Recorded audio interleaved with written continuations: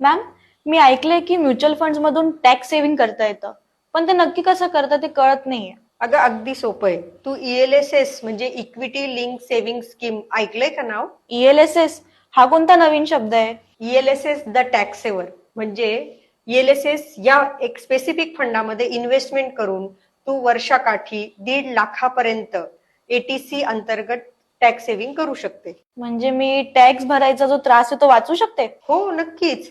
हा पण एक गोष्ट लक्षात ठेव, ELSS फंडाला 3 वर्षाचा लॉक इन पिरियड असतो. म्हणजे तू इन्व्हेस्टमेंट केल्यापासून 3 वर्षापर्यंत तुझी अमाऊंट लॉक होते.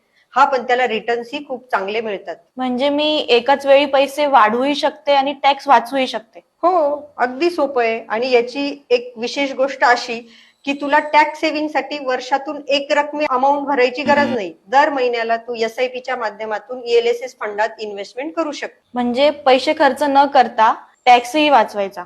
हो, टॅक्सही वाचवायचा, सेव्हिंगही करायची. आणि याच्यासाठी तुला काही मदत लागली तर नक्कीच फायनान्शियल ऍडवायझरचा सल्ला घे.